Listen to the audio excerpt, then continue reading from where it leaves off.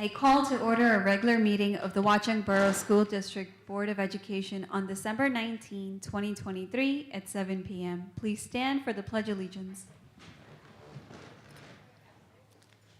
Pledge allegiance to the flag of the United States of America and to the republic for which it stands, one nation, under God, indivisible, with liberty and justice for all. Welcome to a meeting of the Board of Education of the Borough of Watchung. Please be advised that this and all meetings of the board are open to the public and media consistent with the Opens Public Meetings Act, and that the advance notice required therein has been provided.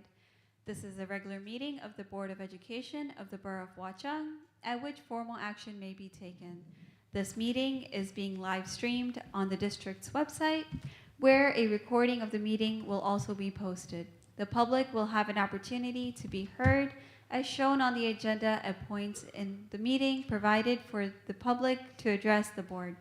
Recording or photographing other than for private personal use requires the consent of parents, guardians whose children may be included in the image.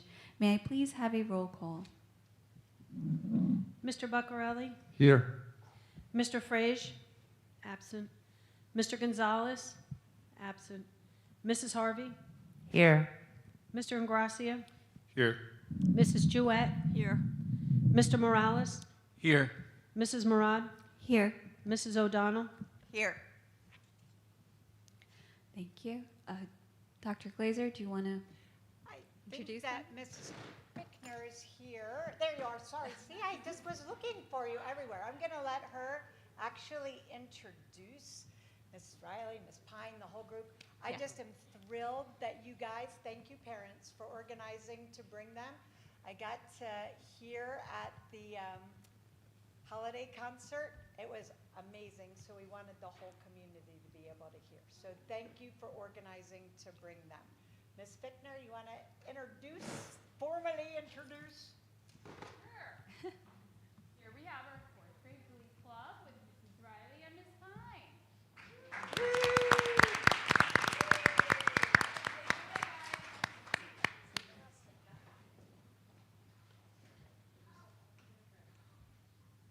evening. Thank you for inviting us to come tonight. We are thrilled to sing for you. We actually, our Glee Club is normally 38 fourth grade students, which is almost half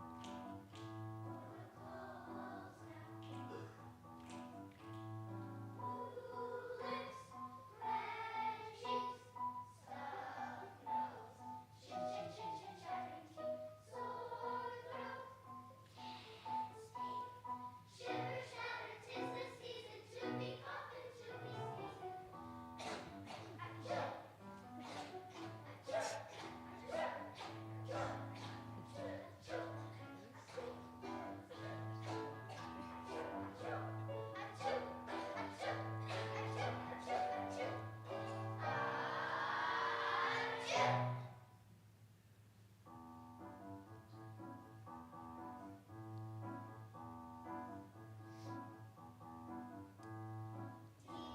is drifting, it covers the hills. Icicles hanging beneath windowsills. Stay inside where it is warm, so warm. Sing from nature's bitter storm. And the cold snap.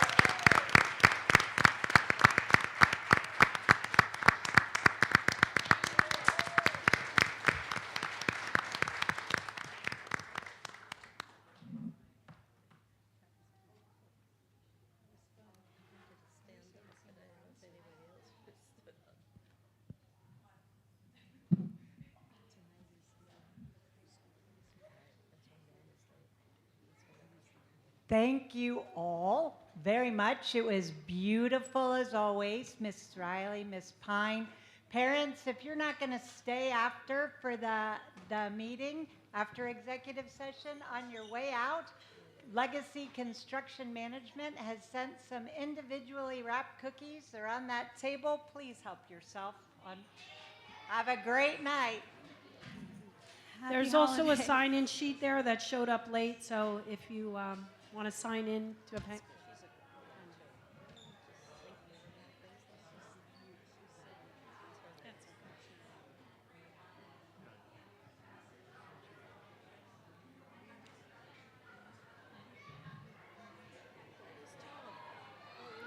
right. Moving on, can I please have a motion to go into executive session? So moved. Is there a second? I second. Any discussion? All in favor say aye. Aye. Any opposed? Ms. Rogers, can you please read the reason for going into executive session? Whereas the Open Public Meetings Act, NJSA 10:4-11, permits the Board of Education to meet in closed session to discuss certain matters now, therefore be it pending or anticipated litigation or contract negotiation and/or matters of attorney-client privilege. Further resolved, the minutes of this closed session may be made public when the need for confidentiality no longer exists. Thank you.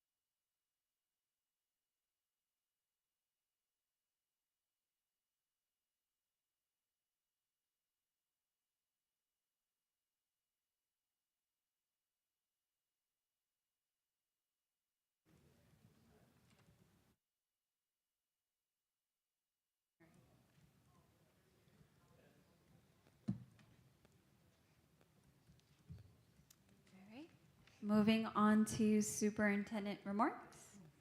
Did you come back? Have you come Yes, we have. We We did that in in Oh, executive session. Sorry. Sorry.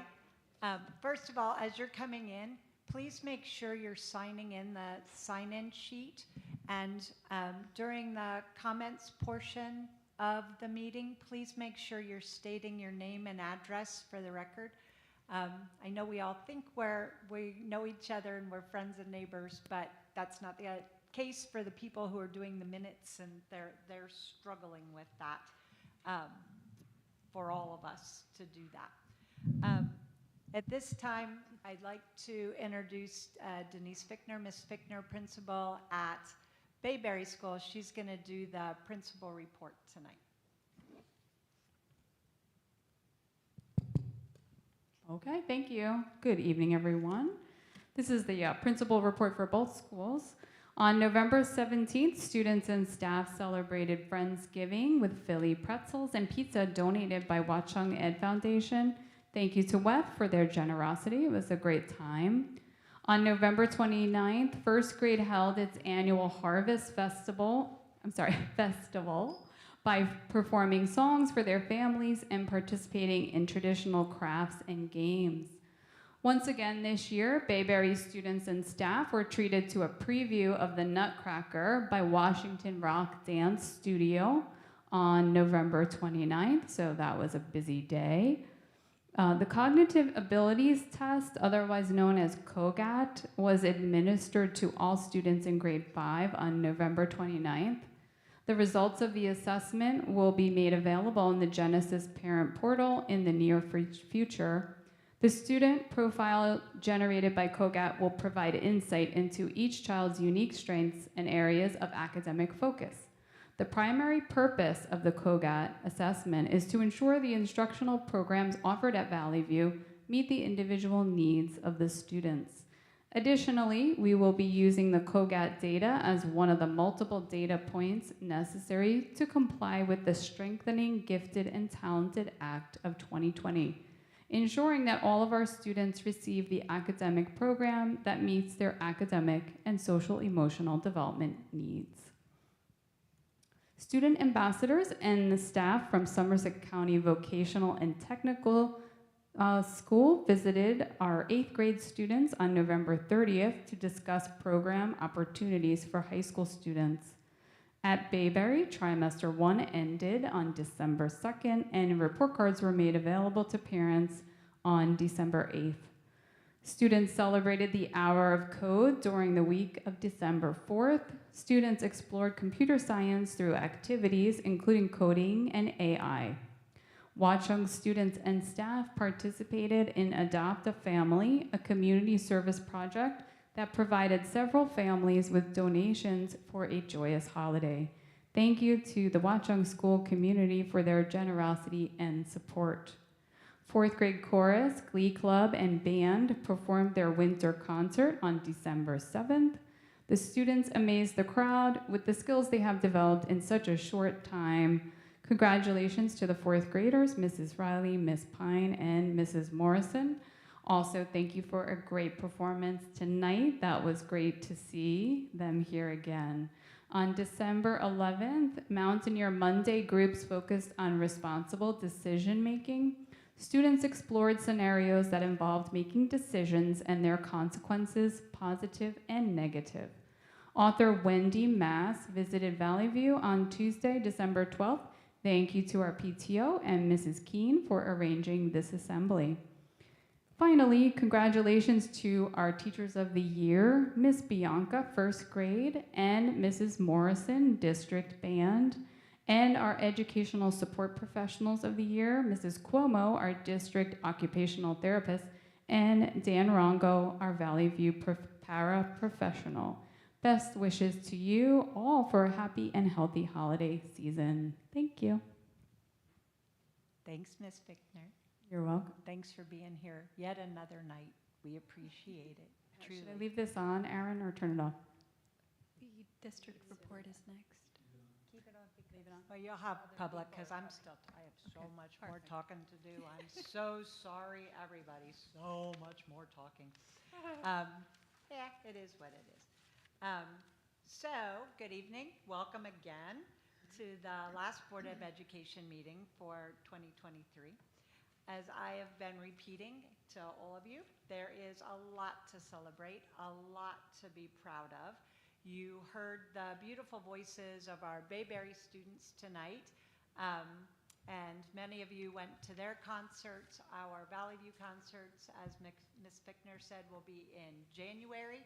We'll look forward to seeing you all there. And you got to hear about a lot of wonderful activities happening in the schools.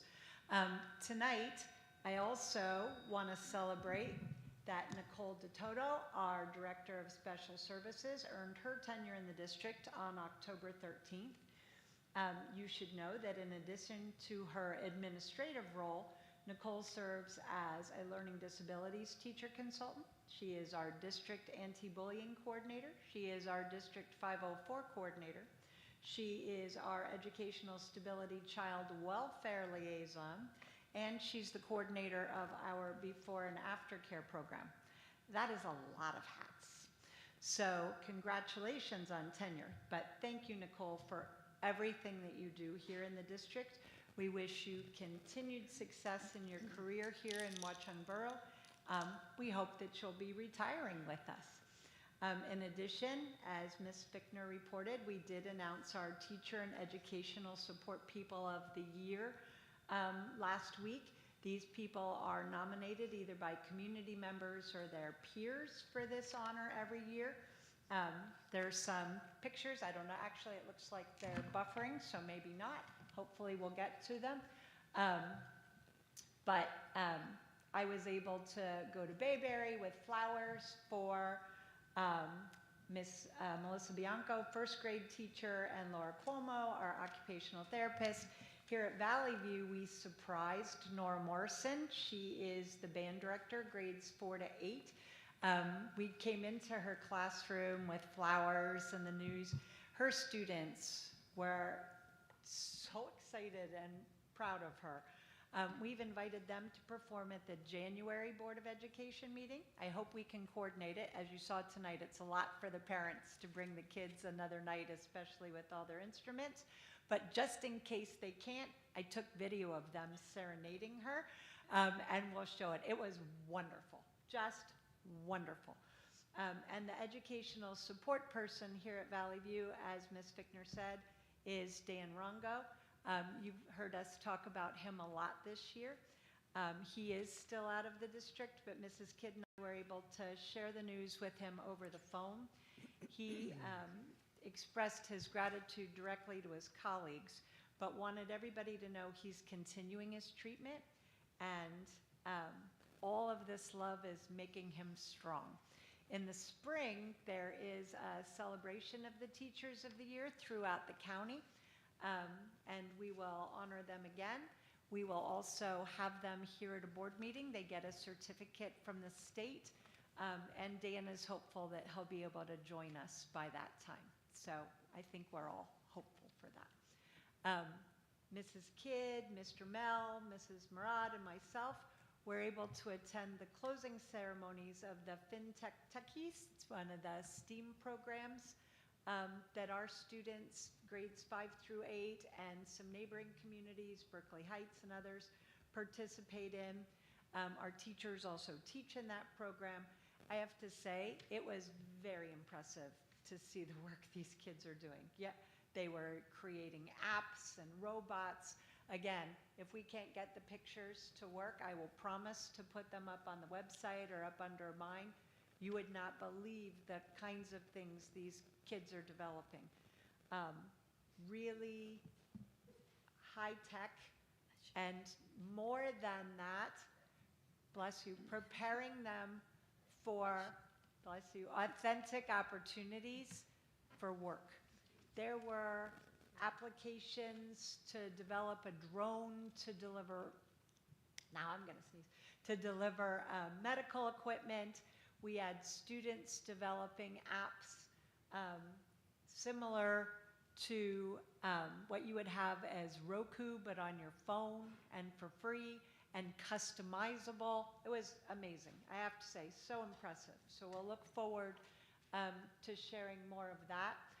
And I'm thrilled that Mrs. Ajay is here tonight. I didn't know she was going to be here, and I hope I'm not embarrassing you. And if the pictures don't come up, I will promise to share them with you too. I love being in the schools, and I kind of wander around, and I pop into classrooms every now and then. And I walked into the first grade classroom. It wasn't during general instruction, it was during Spanish class. And if you see the pictures, you would love it as much as I did. The Spanish class was speaking in Spanish, of course, but they were doing yoga. They had movement incorporated into the instruction. It was a breathing break. They were using all of their vocabulary, which made me laugh. I don't know how you got some of those words to fit with the yoga. The tree, the breath, I got those. But the colors, you were amazing. But mostly what I got out of that, if you've never taught first grade, you have no idea. It's like wrangling cats. And these kids knew the routine. Again, we'll get the pictures for everybody to see. They knew the movements, they knew the vocabulary. They were having a wonderful time. And not only were they having a wonderful time, I loved being part of it. So thank you, because that is an extra effort, right? That's an extra strategy, an extra methodology, and it does make a difference for students and for their learning. So thank you. We also had some professional development this month. We're continuing with personalizing instruction with our IDE consultants and ongoing coaching for our staff. I'm looking forward to talking more about that in the coming months. So really exciting things happening as we close out the year. We have a few more things, but I want to make sure that we get to Patty's report, and I will tag the rest of my stuff on with Patty's report. Thank you, Dr. Glazer. Erin is going to put up some slides there for those of you that can see it. It's just the results of the transportation survey. Again, the intent of this was to give the parents and guardians a chance to vote on whether or not they wanted to make any changes to the stops, the current stops, because again, the buses have been consistent, so it's a matter of whether or not we wanted to consolidate stops or eliminate cul-de-sacs. So at Bayberry, the results of the 103 people that took the time to respond to the survey, which were both sent out on two different occasions, November 17th and again on November 28th. Of the 103 responses, basically 78% chose to make no change at this time. And you can go on to the next slide. And this is just the results by route. Again, the percentage of based on the 103 responses.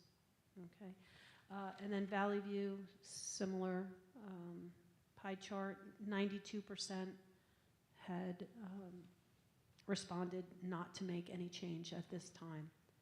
And then the next slide just shows the actual results by bus. So, but needless to say, this is something that'll be evaluated during the course of the summer, and working with the transportation department in the high school, potentially purchasing new software, something that we're going to consider in the budget if it's possible, and look to certainly avoid any of the mishaps that we had, and ideally we'll get Durham back, because we won't have the same learning curve happening again. So, and I do want to say we are committed to it not being like this year. We've already begun conversations with the high school with Tim Stiles, as Patty said. We're already looking at how to change timing, not just pick up and drop off timing, but what that would mean for our instructional staff as far as contracted time. And we've even developed almost a little study group of superintendents in our neighboring districts because we're all having the same problem. We'll bring the conversation back to the public in the new year as part of our strategic planning and planning for the future. No, that's all. I'd like to just say that it's been a pleasure working here at Watchung School District. Wow. We're gonna I'm miss you. going to just say, I'm not going to read the proclamation and embarrass you if you are not going to speak, but I'm going to say tonight is Mrs. Rogers' last Watchung Board of Education meeting. And everybody here tonight, everybody watching, everybody in the community, I hope you recognize the huge impact that she has had in her short time here as business administrator. She's been an integral part of our time here. She's done a yeoman's job of detailing the finances, the health insurance, pension, not to mention transportation. So again, not to embarrass you, but I'm going to just say you have been amazing to work with, and we all wish you success in your next endeavors. I'll miss you. I know everybody will. So Yes. I'm not letting that go. Thank you. Thank you. And then just to continue under this business topic and along the lines of referendum, safety and security, it has been very, very busy since the last board meeting. We have completed the safety film project. We have received the quotes for the speaker systems and cameras. You'll hear more about that from the operations committee. We've been able to do a walkthrough with a company who is doing the digital mapping of the schools. This is part of the legislation to make sure that our first responders are prepared. God forbid they need to come in. That is being completed. Today, the first responders did what's called a tabletop exercise, meaning a discussion of what would happen in the community in the incidents of a crisis, such as an active shooter. The police have been wonderful, just wonderful, participating with us in our walkthroughs. We did go through our entire safety and security plan. We were able to certify that to the county and the state since the last board meeting. And coming forward, during the month of January, we will be reviewing our memorandum of agreement with the police, and that will be submitted. You'll hear on the February board agenda for approval after it is signed by the county executive superintendent and the county prosecutor. So a lot going on with that as well.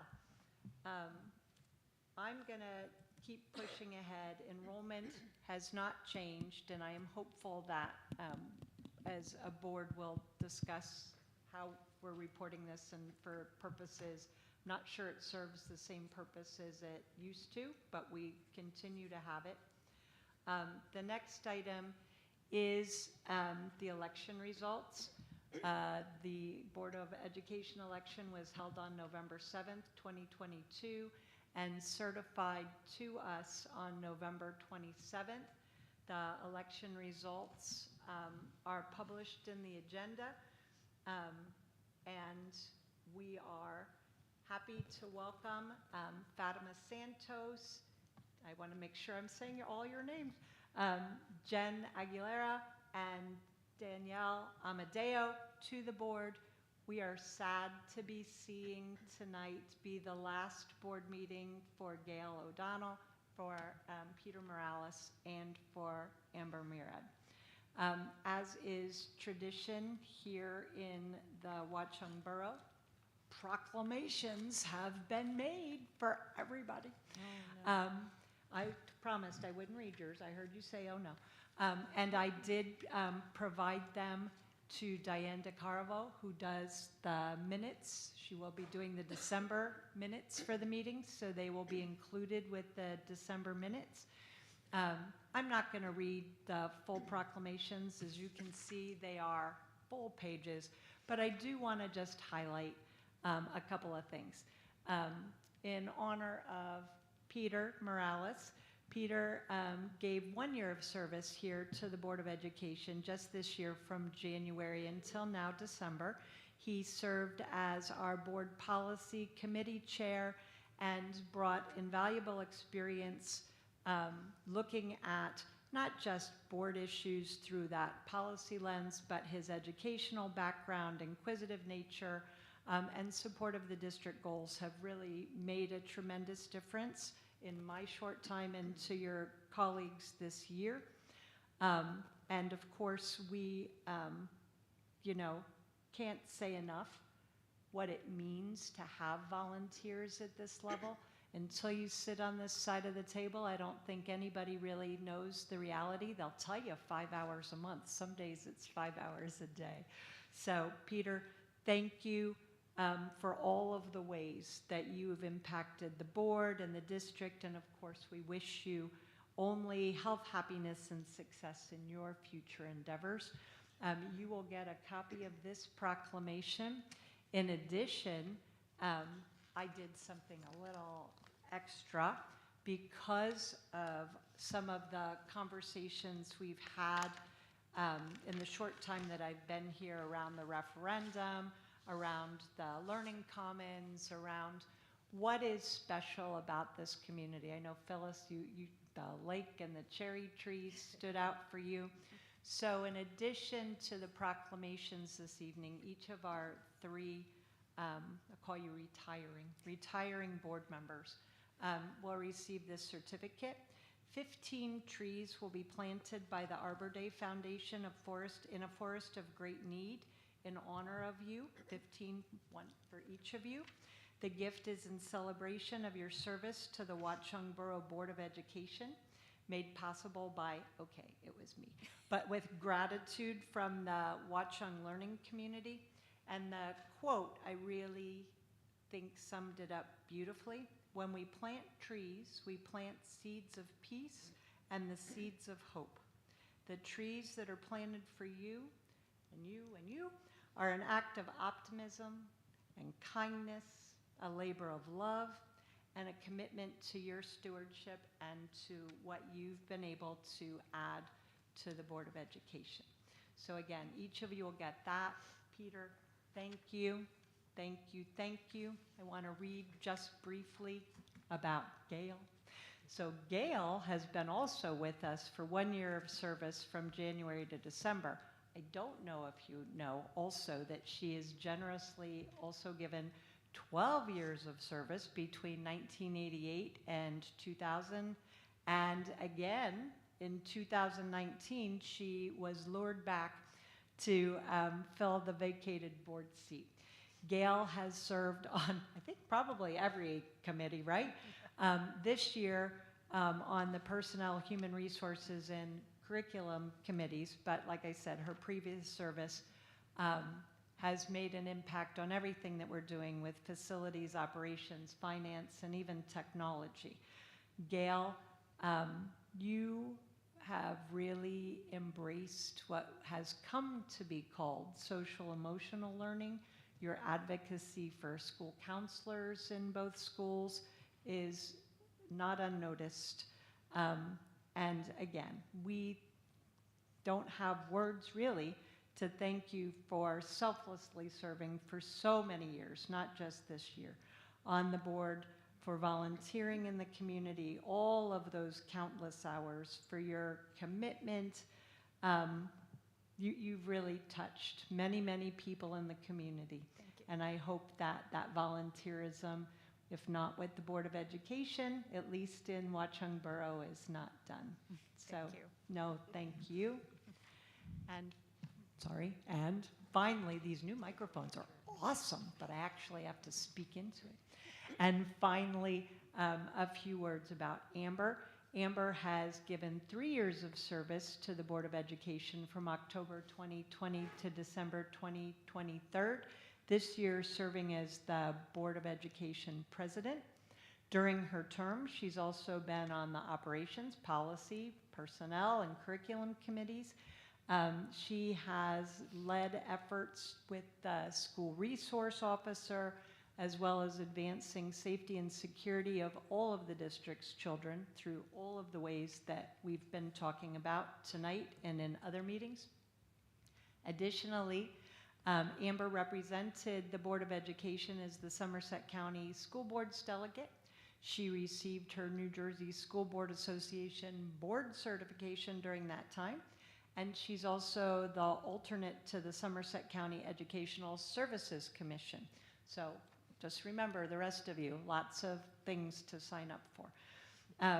Amber has also embraced a culture of diversity, equity, and inclusion, as all of us have, but her advocacy for the many and various holidays to be celebrated throughout the school year and for the homework-free, assessment-free nights has, again, not gone unnoticed, so thank you for that. Your guidance and leadership is valuable to me. Your support these last few months have been amazing, and the work you've done, and are still doing over the next few weeks to mentor our new board members to make sure that they get their binders and packets in advance of our reorganization meeting January 2nd is more than appreciated. Again, thank you for your efforts, for your service, for your volunteerism, for everything that you've been able to contribute. And again, I hope, like with Peter and Gail, that your volunteerism and your involvement engagement is not done yet. So thank you. I have some just concluding holiday comments, but I think you all had your own comments. Yes? Gail, I'll let you go first. You want?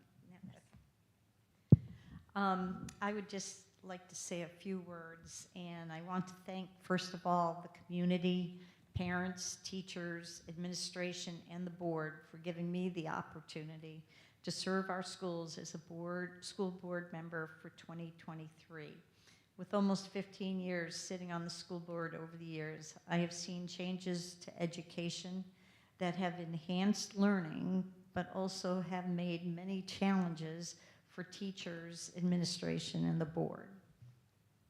A parent once stood right there at the podium and said that she spends a lot of time raising her children and taking care of her family. And she's right. The amount of time, the work, everything that parents do is immense. And I remember when I was raising my 3 children, it was the same way. I will leave the seat tonight knowing that our schools are in good hands with our new superintendent, Dr. Julie Glazer. Dr. Glazer has the professional qualifications, many accolades, the energy to move our schools forward and provide educational expertise to our teachers, staff, and board. The board must be committed to their superintendent and her position so that she can advance, maintain, and develop our educational institution to be recognized as a high-performing school district. Thank you, Dr. Glazer, for saying yes to our offer to work in our school district. Our budget will be one of our biggest challenges in the next few years. I want that to be noted, that just because past years we haven't kept up to have that balanced budget. And today I have to say that we have a balanced budget for the first time. With the guidance of our BA and superintendent, and some sacrifices that we have to take. It is essential that we continue to be responsible board members and have a balanced budget every year. Having a well-informed community on the school budget provides an understanding on what needs to be done. Being a Watchung community member for 44 years, I know how valuable our school system is to our children, our town, and our homes. Our referendum work is moving ahead according to the timeline. This board was committed to the work to be done. The safety and upgrades necessary for our schools has either been completed, others begun, and bidding completed. This completion of work will invigorate, excite, and help move our educational district to higher levels of commitment and learning. I see how my children, now grown-ups, have become fine professionals with loving families, caring people, and good friends with whom they met back in their school days in Watchung. My children received an exceptional education with dedicated teachers, a wonderful community that supported and helped each other, and a committed school board that was prepared for the 21st century. And that is what your children deserve today. A thank you is not enough to Mrs. Patty Rogers, our BA, for her painstaking, persistent long hours and dedication to working miracles to balance the 23-24 school budget this year. This short time being together with Mrs. Rogers will be noted for what she did for the Watchung school system finances. Thank you, Mrs. Rogers, for all your efforts and professionalism. Mrs. Kidd, Mrs. Fector, and Mrs. DeTota are our educational leaders, keeping our schools working at a high level of education.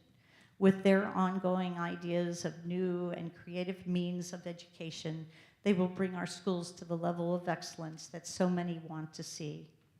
Thank you to Mr. Ricky Boyd for his diligent work, keeping our schools in the most functional and safe environment for all who walk through those halls at school. With that, thank you for the honor and privilege to work with this professional, hard-working school board. I can't wait to see our students and school system excel educationally with accolades of the students' exceptional works in math, language arts, science, STEM, the arts, instrumental, choral, learning after-school classes, and so much more. I want to thank you very much.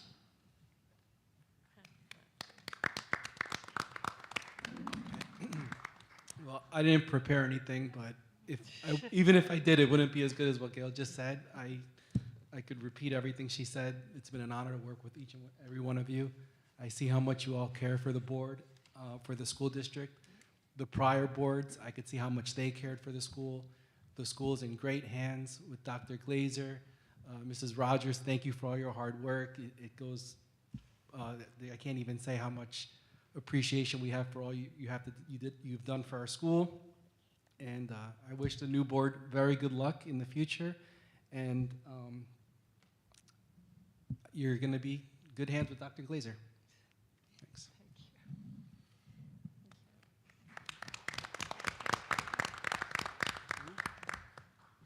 I guess it's my turn. 3 years ago, I stood before you virtually to be sworn in as the member of the Board of Education, filled with hope and determination. With the completion of my term and presidency, I am pleased to report that we haven't only achieved our initial goals, but have left the board with a clear vision and direction so that the new board can take over with a clean slate, and boy, do they have a lot of work to do. First and foremost, I wanted to express my deepest gratitude to the individuals who played a pivotal role in making this year a resounding success. My family, my husband Rehan, my children Reyes and Isla, who project this meeting every meeting on the big screen and watch me and laugh. But your support has been an anchor through this journey. I'd like to acknowledge our incredible team, our superintendents through this year, Mr. Alexis, Dr. Rovtar, Dr. Glazer, as well as our principals, Principal Kidd, Principal Fickner, Mrs. DeTota, Mr. Boyd, who will forever, in my eyes, be the CEO of Buildings and Grounds for Watchung School District, and who works tirelessly to ensure that the essential projects were completed over the summer. Aaron, a friend, a colleague, thank you for your dedication on keeping our technology up to date and actually getting these microphones to work today. And who's always ready for making sure that all the technology is ready for our students. And a special mention goes to someone who has been the backbone of our daily operations, Ms. Patty Rogers. Patty, your dedication to our district, your diligence in handling every responsibility entrusted to you, and your ability to go above and beyond have not gone unnoticed. If there is a way to keep you with us, I assure you we would. Watchung will always consider you family, and your service will always be honored in our community. Trust me, I know it was service. It's not even work. It was a lot of work. The hours and effort that you've put in, thank you. Without the hard work, grit, and tireless efforts of those mentioned, we wouldn't be here today. Watchung owes a great debt of gratitude to your commitment and dedication. So thank you once again. To my fellow board members, thank you for challenging me and yourself for the unity we found in selecting our superintendent, Dr. Glazer. Your commitment to finding the best fit for our district speaks volumes about our shared vision for the excellence in education. I appreciate your persistence, Dr. Glazer. Thank you for embracing our district as your family and burning the midnight oil to keep it running. Kintsugi is a Japanese art of repairing a broken pottery with gold, making it more beautiful. Having worked with you, I can say with confidence that you were the gold that our community, district, and town needed to rebuild. I look forward to your successes in our district and know that our community is behind you. As I leave a simple yet profound message for the incoming board. Success is not accidental. If we want to provide first-class education in Watchung that the Watchung families deserve, we must make strategic and forward-thinking choices. Our past year has been marked by good decisions that consider long-term implications, and it is crucial that this trajectory continues. We are a community that comes together when needed, like siblings, who may not always get along, but stand united in times of needs. I implore you to ignore the distractions of the national and statewide news and focus on our mission, the educational and fiscal security of our students and the district. In the upcoming year, the board's choices will set the tone of years to come. Please come together united to ensure the success of our schools. Utilize the resources available, such as the revamped NJSBA website. I promise you I am not a speaker for them and I do not get paid, but they have done a tremendous job in updates and upgrading and resources available to all of us. Hats off to them. And keep in mind that there's a bigger picture, the 30,000 view of your responsibilities to the district.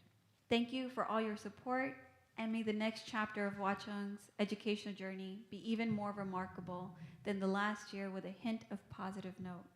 Together, we can build a future where excellence in education is not just a goal, but a reality. Thank you. That's beautiful. I am not going forward with the rest of my comments. Hopefully you got a letter about the parent event, January 10th, and the flyer. I hope you will join us that night with Sergeant Rich. And I will end with this.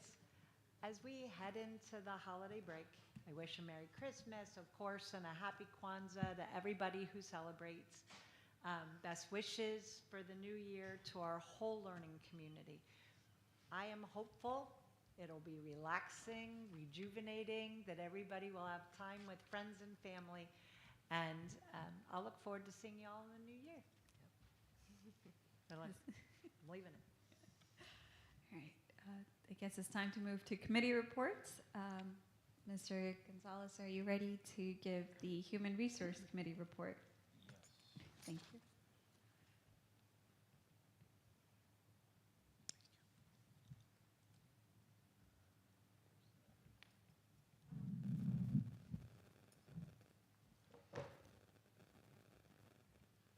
Okay, the Personnel Committee met at December 13th at 4:10.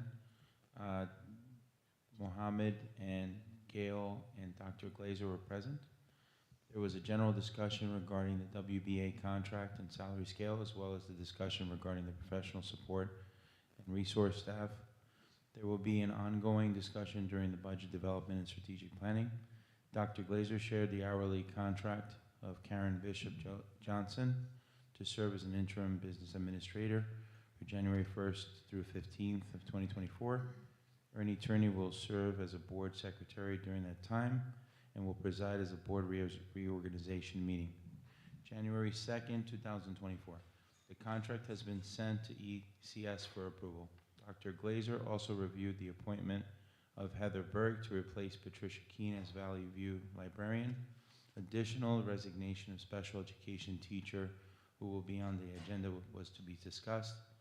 Ms. Kidd and Ms. DeToda have interviewed as possible replacement for Dr. Glazer. Will be interviewing the candidate on December 15th. If the candidate will be recommended, Dr. Glazer will reach out to the committee. Dr. Glazer reported on the meeting, including Ms. Rogers, that was held by the County of NJEA, Field Services Representative. There are questions regarding payment, pension, and benefits for part-time staff salaries being supplemented with the payment through grants via timesheets, essentially making them more than full-time. This was a decision made in December 2022 and approved by the board when there was no general budget to fully fund these positions. No provision was made in this year's budget to fully fund the positions. The grant expiring this year. This will also have to be considered when developing for the budget of 24 and 25. Dr. Glazer reviewed the academic calendars for 2024, 25, and 25 and 26, as well as the proposed Board of Education meeting calendar for 24 and 25. In this calendar, Board of Education meetings will be returned to Thursdays. Dr. Glazer also reviewed the results of the transportation survey. It was sent 2 times. Based on responses, no changes to the routes or stops will be made at this time. However, work was already begun on looking at busing for next year. Congratulations to Nicole DeTola, Director of Special Services, who earned a tenure on October 13, 2023. This meeting adjourned at 4:55. Thank you. And moving on to operations report. Let me just pull it up.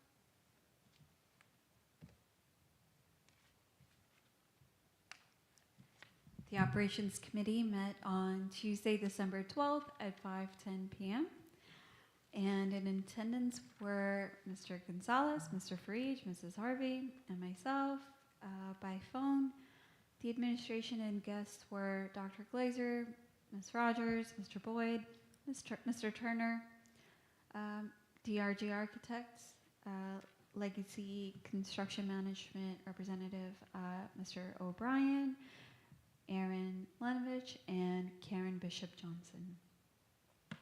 Frank and Connor from Frank from DRG, Connor from Legacy Construction Management left at 6 p.m. and Dr. Glazer had to leave at 6:30. Aaron provided the technology referendum updates. This was regarding the PA system for Bayberry and Valley View. The discussion was on when this work would be completed, and it looks like it would be some of it would be completed over the winter break and then some in the spring. Mr. Lenovich also received quotes from the security camera installation, and so that was looked into. I don't want to go into too many details because some of this is not needed. Not needed, but cannot be reported at this time. And Mr. Connor from Legacy wanted to make sure that the coordination of the camera installation was with all the other referendum work that needs to be scheduled, whether it's after school or second shift. In addition, the PA and camera systems, as a part of the enhanced security and safety protocols, we will now be completed, as Dr. Glazer mentioned, the second digital mapping walkthrough with Aaron, Mr. Lenovich, Mr. Boyd, Dr. Glazer, and Officer Cuevas, using consultants from DRG. And let me see. They have also, we've identified $13,529 in additional state funding originally offered as a part of Alyssa's Law, and they're looking into possible ways to expend these expenditures. The attack-resistant film is now completed, and DRG is finalizing a few items, but the report that this is ready to be completed and closed out. The casework is installed, and that has been completed as well. It looks fantastic, and the teachers were very complimentary of it. Pictures of these projects are on the district's referendum page. Legacy reported that the HVAC kickoff meeting was held with the contractor HS&S on Tuesday, December 5th. Dr. Glazer, Mr. Boyd, Mr. Turner, in fact, Bobby from DRG were in attendance with Patty and Karen on the phone. The contractors will be coming over the break to do some surveying and preliminary review of the spaces. Patty reported that the PSE&G installation resulted in an approximate saving of $82,000 in incentives and a $9,000 in energy savings. She is working with FSG on the installation timeline. Patty and Ricky acknowledged that the hard work in researching and making this happen. So thank you to Ms. Rogers and Mr. Boyd once again for looking into it and taking the extra step and your commitment to our district. The committee discussed that although there were contract milestones to keep HVAC projects on track, the completion date would most likely be later in August. And so don't be surprised if they're still here the first day, but the school will be ready to be open and they will not be in the way. We have multiple completed projects in both schools this summer, so the schedule for the timeline, and that Connor is confident that he can manage this and that the realistic expectation of the completion of all aspects of this work should be completed. The other bids were opened on December 12th. Bayberry Package 1, including 7 toilet rooms and casework. The toilet in the library media center, 2 faculty bathrooms, and secured vestibule office configuration alternates. There were 3 bidders. The lowest 2 bidders are known to the district and DRG and Legacy consultants and are reported as excellent to work with. Both bids came under budget. Following committee discussion, the recommendation is to spend the to go with the lowest bidders, and the attorney would review it, and they did, and they are on the agenda today for approval. The other bid that was reported on, opened on December 12th was for Valley View Package 2, including interior media center, art room, a secure entrance, main office reconfiguration, and alternates, including shelving and music room acoustics. These bids came in higher than expected, but this is again attributed to our tight timeline over the summer and making sure that we're not using the contingency funds at this time. So that is also on the agenda tonight for approval. And then there is an update on package 3 as well, which is Bayberry and Valley View roofs. DRG is still working and on the drawing to make the required work clear. And they're hoping to have the drawings and specifications ready for January to advertise with a bid of February. Dr. Glazer reviewed the request for Little League modifications to the grant field baselines to maximize field usage. The middle school will still have scheduling and usage priority, and there is no cost or work that needs to be done by the Board of Ed. Dr. Glazer reviewed the request with the middle school teachers and coach Matt, and Ms. Rogers, who was also a softball player, and they both endorsed the request, so it is on the agenda for approval. Additionally, Dr. Glazer reviewed the request to donate the metal signs for Grant Field, Scotty Field, Ost Field, and Barrett Field, all at Phillips Field's facility. She shared the example of the sign that will be going on the fencing. After discussion of this donation will be on the agenda. It is on the agenda today for approval.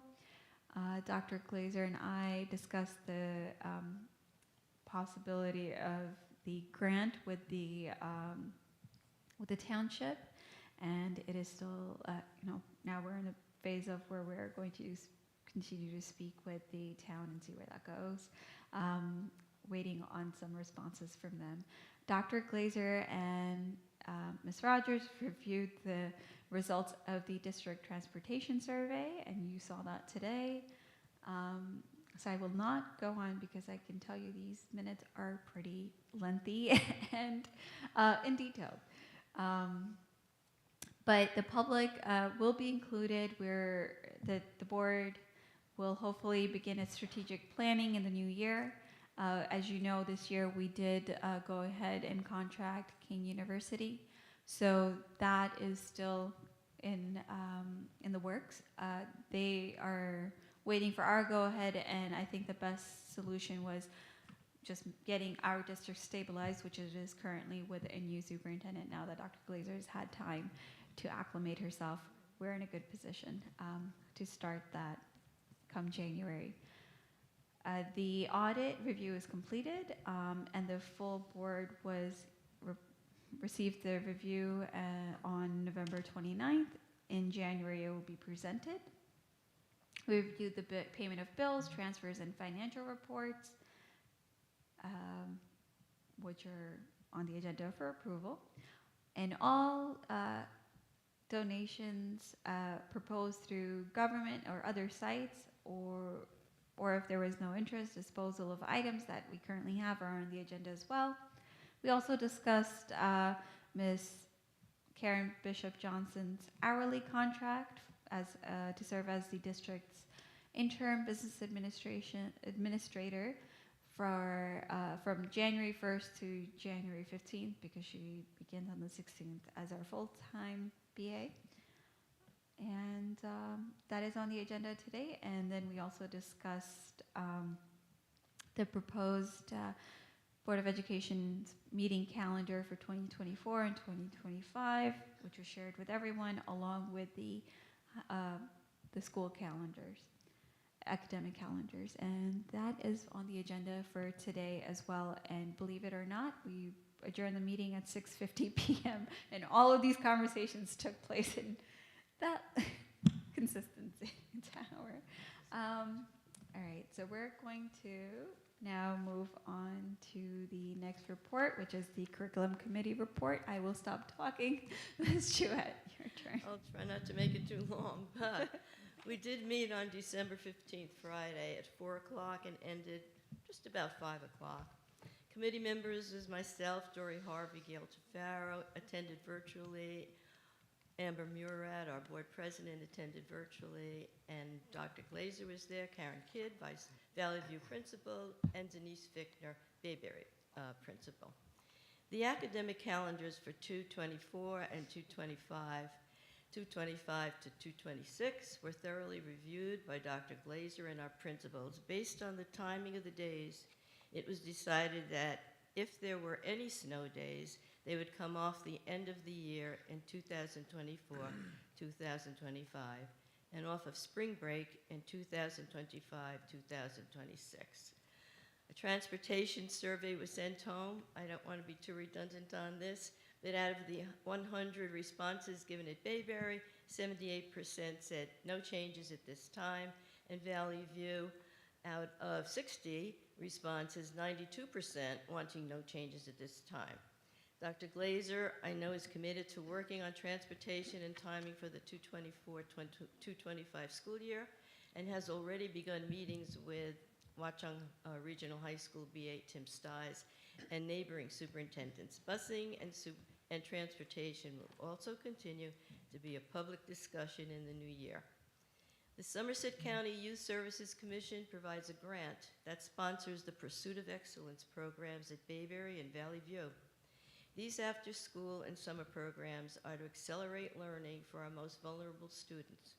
In addition, YSC also supports TREPS, the program at Valley View that Great. I think we're trying to plan that now, so we will do that. Fabulous. Thank you so much. Thank you. Happy holidays. That's cute. Happy holidays to you as well.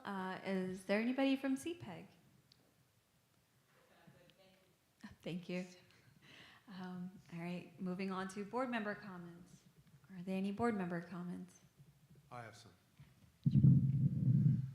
So, this is the last meeting of the year, and I think it's really great to celebrate our accomplishments. But one thing we didn't do this year, because it was quite chaotic, was have a board retreat. And, you know, that's not good, because that's a chance for us to do a self-evaluation in front of the public and acknowledge what we're not doing well as just everything, you know, our accomplishments. And I think we tend to sugarcoat this a little bit and not be critical of some of the things that have happened on this board. And I think that doesn't do any good, because it never gets better if you don't do that. All this is all pre-Dr. Glazer, pre-Patty, who have been, you know, to the rescue, okay, in a situation that did not start out well. And so I want to give my view on the board's performance last year from the beginning, and it'll only take a few minutes, but it started at the reorganization meeting. Instead of the usual pro forma approvals, it turned out to be a bad combination of politics and settling of personal grievances that proved extremely detrimental to the welfare of the students and the district as a whole. At this reorganization meeting, the board demonstrated a complete lack of support and respect for our then superintendent by voting against his recommendations on the referendum architect, board council, and the health curriculum. All of this was a distraction and a delay. The referendum had just been passed by the public barely 2 weeks before that. The chairman of the operations committee was vehemently opposed to the referendum for a long time and decided that he didn't like the architects. This set us back months and months and months before we could start work. We ended up using the same architect, but we had delays on critical projects, and the costs went up during a time when inflation was starting to ramp up like crazy. So it was a really bad decision. Sorry, Rich, were you at that meeting? Sorry. I'm trying to think. I'm giving my board counsel. You missed 7 meetings this year. That's why I'm asking. I'm giving my board comments. You can do yours Okay. later. If you miss more meetings, We in have much our better retreat shape. on the 11th on January. Anthony, please let him speak. All right. Just, I know you weren't there for 7 meetings. so- Also, the two most experienced school board members were intentionally prevented from being appointed to any standing committees. There was no explanation for this.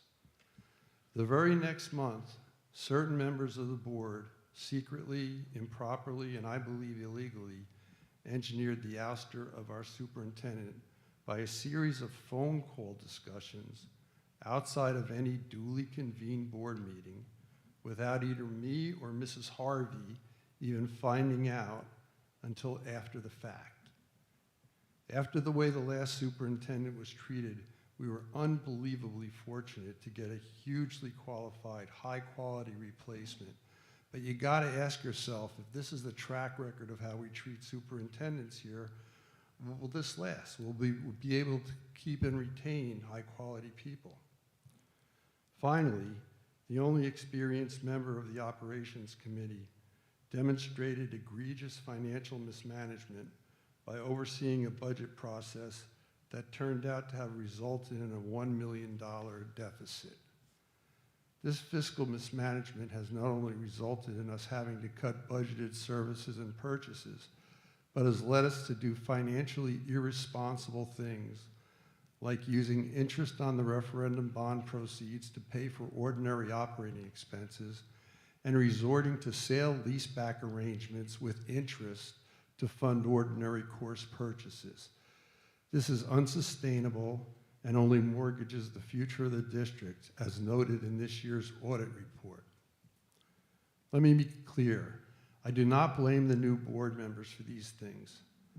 They were sold a false bill of goods because the two most experienced board members were purposely left off of any committees and left out of major decision-making, so their voices in council would not be heard.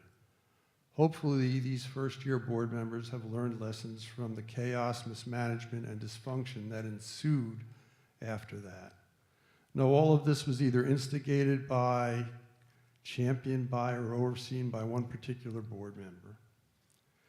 We have to make sure this doesn't happen again, and that we don't let this destructive element influence the board next year. We need to get back to good, solid, intelligent, honest decision-making for the benefit of the children, the district, and our town. We have to support our administration, our teachers, and our children without regard to politics or personal animosity. Let's get back to goodness.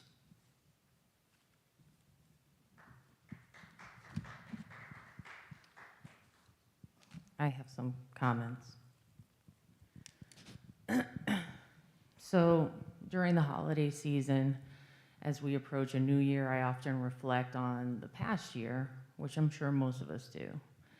I'd like to thank all the board members for their service who are not continuing on the board, and I hope that all the residents of Watchung and the Watchung School District have a happy holiday season. As we come to the reorganization meeting again, I hope board members, current and new, reflect on this past year, see that decisions have consequences, and consider very carefully what they want their legacy on this board and the direction of this district to be. In 2023, the district's most significant task was implementing the successfully passed bare bones referendum that our school district desperately needed. The majority of our board decided that it was in our best interest to make the only board member who fought against the referendum for over 2 years become the vice president of this board and the operations committee chair. Our community witnessed firsthand how things can go downhill rather quickly with poor leadership. This vice president wasted this board's time pulling the already approved health education curriculum at the reorganization meeting. Then after a couple of months of wasting our small administrative staff's time, everyone on this board voted to approve it anyway. He purposefully worked against putting experienced board members on the committees to disenfranchise them. Under his leadership, he fostered a board of division, not collaboration. As the operations chair, he continued to stall the referendum in January because he wanted to eliminate the architects whom the former superintendent recommended. He gave no reason to our community or board members as to why this decision was made, which resulted in the delay of a referendum the Watchung taxpayers gave the go-ahead on. Why he decided his sole voice mattered more than the voters still confuses me to this day. That same board member was a big reason why our last business administrator left in 2022. The first permanent business administrator this district was able to secure for many years of inconsistency in our business office. We hired another new permanent business administrator just a couple months ago who resigned after saving our district over $300,000 in this year's budget debacle. I wonder why. I hope this doesn't continue to happen with our next permanent business administrator because our district needs to return to stability in that position. Everyone who has worked with the vice president, who doesn't always agree with him, winds up leaving this district. It's not a coincidence anymore, it's a pattern. Then we have $1 million+ deficit in our budget under his watch as the chair of that committee, which has never happened before.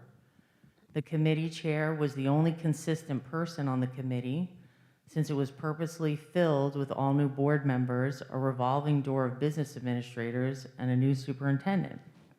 Simply put, the budget wasn't balanced. We had 4 staff members who weren't budgeted for. A sufficient amount of money wasn't set aside to pay for the teachers' health benefits, and that contract was settled sometime last year. There was no money put in the budget for technology for the entire district. There wasn't money set aside to pay for the extended school year program, even though our director of special services promptly provided all of the necessary information. That program happens every year, but it wasn't budgeted because it was confused with our Pursuit of Excellence program. The Pursuit of Excellence is a completely different program which has also taken place for years. The ESY program wasn't factored into the budget. These are just some of the issues with that budget. They never happened before because we've always been able to balance our budget. They happened in 2023 under his supervision of the Ops and Finance Committee as the chair. The icing on the cake is that we are using the referendum money to help bail us out of his poor financial budgeting. The same referendum that the vice president campaigned against for over 2 years. Isn't that something? By the way, that money is supposed to go towards capital improvements, not operations. He has micromanaged our administration to the point where he has potentially violated contracts for a referendum involving the bidding process. Our attorney kindly told him to stop what he was doing because he was putting our district in legal jeopardy, because he was involving himself in matters in which the board designated the business administrator and superintendent, not him, as the contact to ensure there were no acts of impropriety. Did he stop? No, he continued. So the president of the board removed him from the operations committee. Since our board attorney disagreed with him, the board attorney he picked to replace the last one who didn't always agree with him, I'm waiting for him to try and get rid of this one. I haven't always agreed with the president of the board, but she finally did the right thing and removed him from the Ops and Finance Committee. She stood up against him. I hope this board, the new board members coming on in this town, have finally seen him for who he is through his continued divisiveness and poor decisions that have taken place this past year while under his leadership as vice president of this board. This board member has created a toxic environment on this board, all for what? His personal agenda? He needs to stop micromanaging our administration and start treating them and the staff as the professionals they are. Otherwise, we will continue to have a revolving door and inconsistency of staff. That's how it was when I started 5 years ago, and we worked to create stability in this district, not the revolving door we have returned to because this board member expects to put their reputations and professional careers on the line for his questionable tactics. It's unfortunate, but I'm sure the vice president of this board will disagree with everything I've said, even though mostly all of it was played out in public for all to see. Instead of disagreeing with me, he should reflect on his performance on this board over the last year and work towards being a better board member for all the children in the district that he is here to serve. I've learned that the NJSBA uses the issues and how we have handled them in 2023 as examples for other districts on how not to run a board. Excellence on the hill is gone, and mismanagement on the mountain is here, unless our new board changes the trajectory of this board. I hope that the new and current board members all work together and continue with progress for this district, not continuing stall tactics. That is the only way we can constantly help our school district improve and succeed for our students. The previous boards already laid the framework. This new board must continue with collaboration and constant progress. We must support our new superintendent and the rest of the administration and staff initiatives for our students, not constantly fight against them when individual board members don't get their way. We must respect that the decision rests with the majority of the board, not individual board members. I hope for all of this, for our school district and Board of Education in the coming year. Thank you.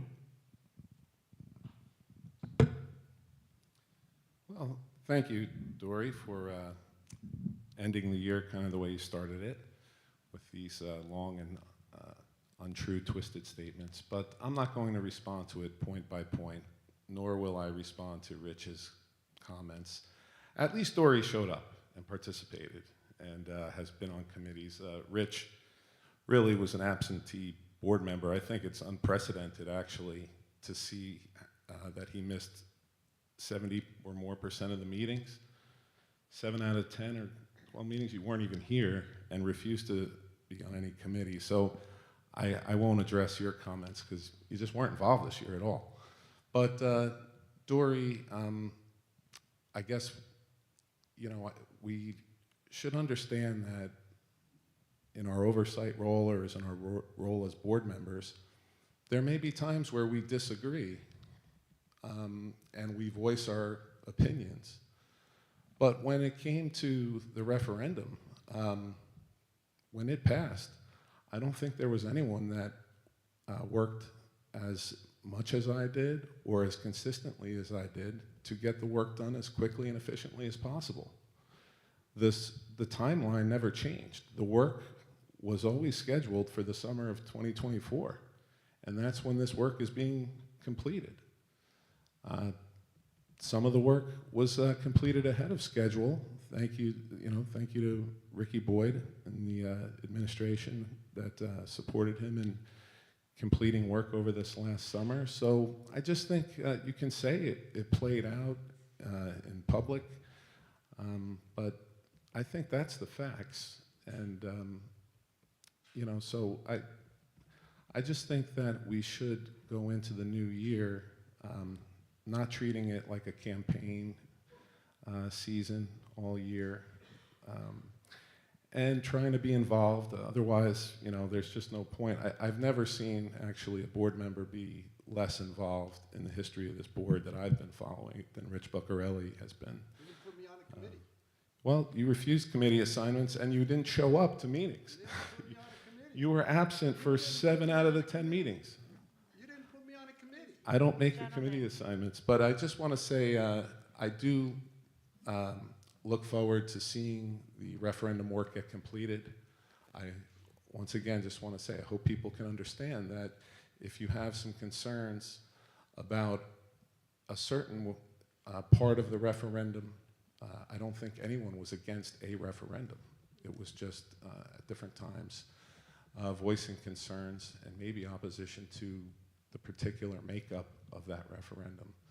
But I continue to support the completion of the work, and I think that was true before I was no longer on the operations committee, and I'll continue to do whatever I can to help using my expertise and my professional experience to try to get the work completed as quickly and efficiently as possible. So thank you to the board members that have also undertaken that over the last year, and hope we can get past some of this rhetoric in the new year. Thank you very much. As I mentioned earlier, the upcoming year we have, as a community, a lot of work to do. I think this year, yes, there were ups and downs, but quite frankly, here we are today. There's a reason that, and I've said this plenty of times, I think during the course of the year, is that the rear view mirror is smaller than the windshield, because we can't look back. We had our district by a shoestring for many years. And Mr. Buccarelli, I think you've said it many times on occasion of, since I've been on the board, that school finances are completely different. It takes a while to really understand it. And when you are ingratiated in it as a board member, you have the opportunity to look at it from a different lens. There's a beautiful story, and it's about blueberries, and I shared it with you, Dr. Glazer, that everyone comes in saying, and I know I did, that I have the business acumen, I have the understanding of finances, all of that great stuff.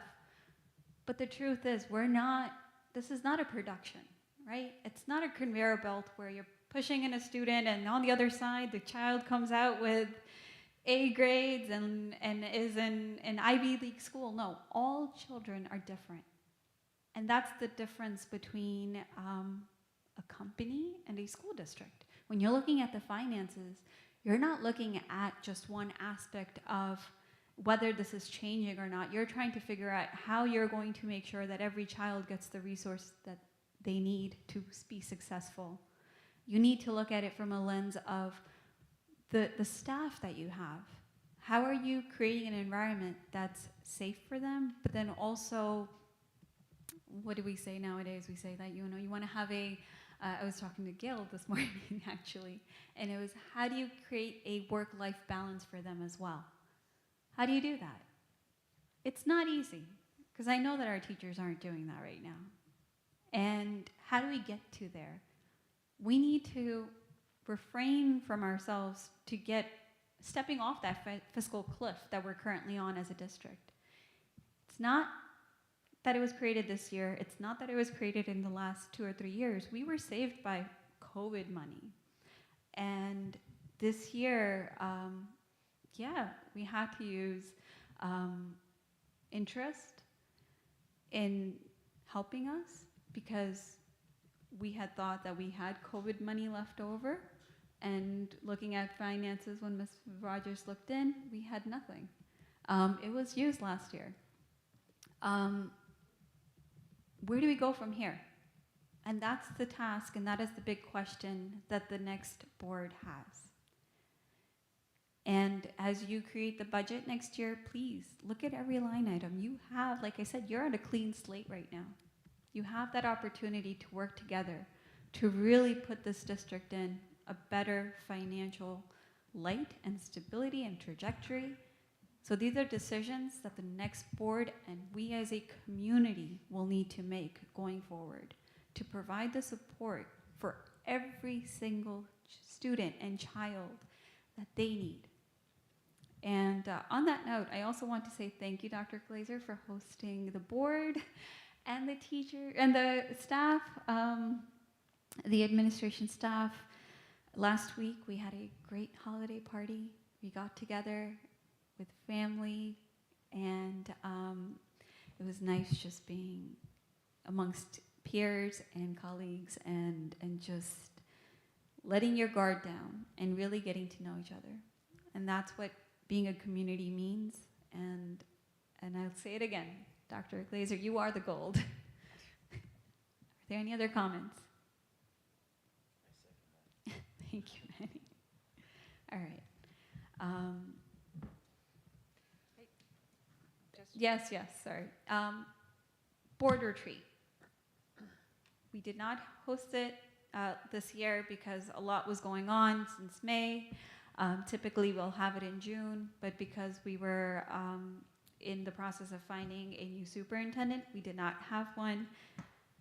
Originally scheduled it for September, October, but then because there was New Jersey School Boards Association conference, which some of the board members attended, just the timing did not work out, and our representative also suggested that it's best that, because now we're so late in the year, that the new board do it together, that this way the new board members will have an opportunity to discuss where the board is and their vision. So that will be taking place in January, and I had seconded that as well.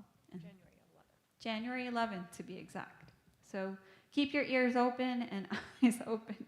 You'll get to hear a lot of comments and critiques. Any other comments? All right, moving on to action items.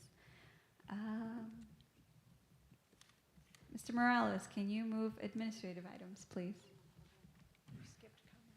Oh, I'm sorry. I think we've gone for so long.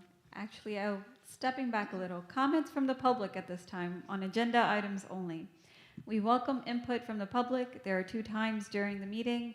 When the public is invited to speak, the first opportunity to comment on agenda items only is now. The second opportunity for public comment is towards the end of the meeting. Total time allotted for public comment is 30 minutes. Before you make your comment, please state your name, municipality of residence. In the event it appears that the public comment portion of the meeting may exceed 30 minutes, the presiding officer may limit each statement made by the participant to 3 minutes duration. Our public forums are not structured as a question and answer session, but rather are offered as opportunities to share input with the board. In instances where the board feels a response is needed, the presiding officer or superintendent will address the comment. New Jersey statutes do not permit the board to discuss personnel or hiring in public session. Names of students should not be used. Members of the public should consider their comments in light of legal rights of those affected identified in their comments, and be aware that they are personally legally responsible with potential liability for comments that they make to the board. The board shall not be held liable for comments made by members of the public. Are there any public comments? Thank you.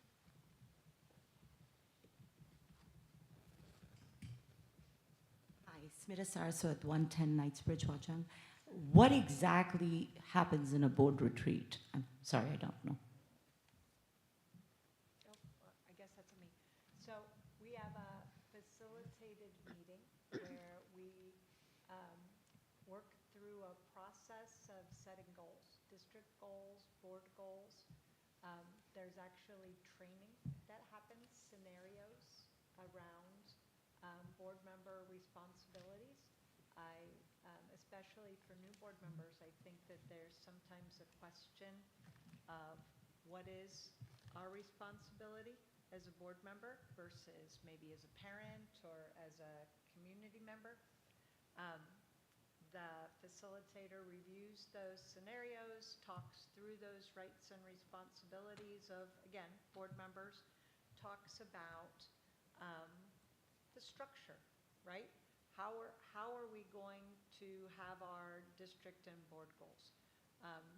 When those goals are set, that becomes my responsibility to make sure that we can accomplish those goals and to report on the action items. Along with that, the board's responsibility to evaluate my ability to do that. And at a retreat, they also, beyond the goals, also set how they're going to evaluate. Every year that has to be done before July 1st as part of just the general legislation. There is the board self-assessment. It's a tool that's been developed by the School Boards Association to allow boards to look at and reflect on every aspect, right, of governance, not just what happens here at this meeting. There's a lot when you sit on this side of the table as a board member that people never see, right? A tremendous amount of time in committee and discussion, asking questions, reviewing. Just if you noticed on the agenda tonight, there were 15, maybe more attachments. All of that is the purview of the board to look at, ask questions about, make sure that they understand the appropriate way, right, to address the questions and to get district business based on the goals moving forward. How long does it go on? It depends, right? I've been in, I have to say, I've been in retreats where a board can come together around their board goals relatively quickly. The recommendations for district goals are usually pretty clear, right? It's not probably something that we haven't already looked at or thought about already. There are a number of tools that already exist to evaluate superintendents, whether that's a narrative or using one of the school boards or other tools to do that. I think that the length depends on the conversation and the questions. Like I said, there are scenarios that we go through. And sometimes that leads to discussion. But again, it is a public meeting. It is a noticed public meeting. People can listen to those discussions of how we go about setting the goals. Thank you. Sure. Yeah, I originally thought when someone said board retreat, I was like, oh, we're going on vacation. Yeah. Yeah, we were going on vacation to a conference room. Anybody else?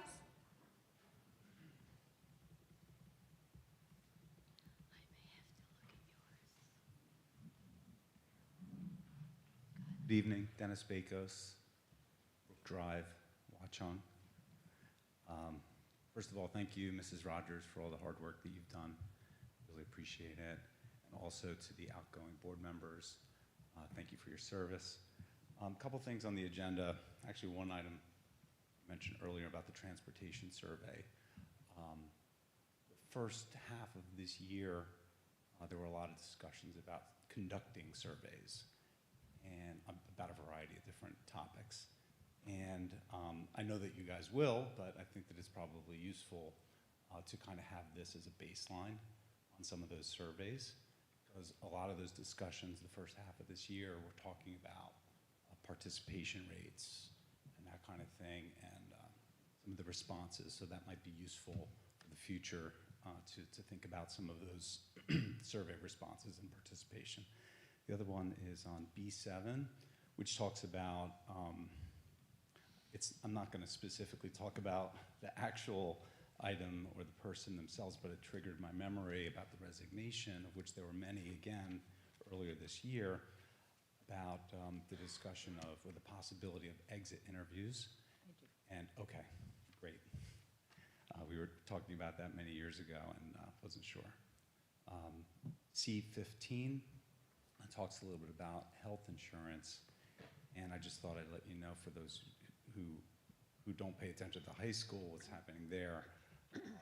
At their recent meeting, they were talking about a 10% increase in health insurance costs over at the high school, I think with their negotiations for their new contract with the union, teachers union there. And then the last thing is, you've kind of already addressed it on C20 with the Phillips Field topic, although I'm not sure exactly what those modifications are.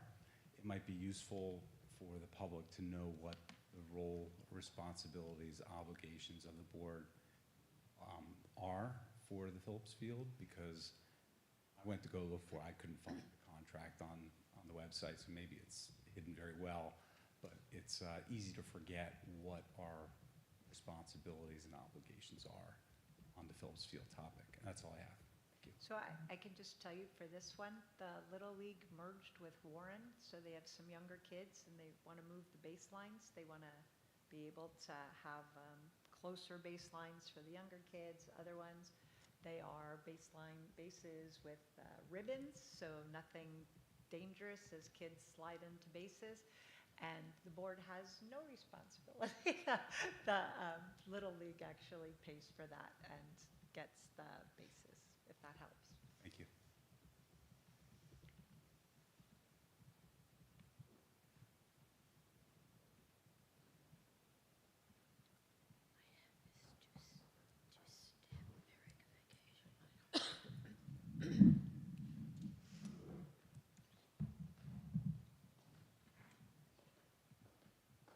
Good evening.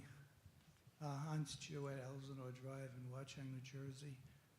I sat here sort of in shock and amazement that we would hear what we've heard, the personal attacks and the misinformation and disinformation. I don't really want to term it what it really is.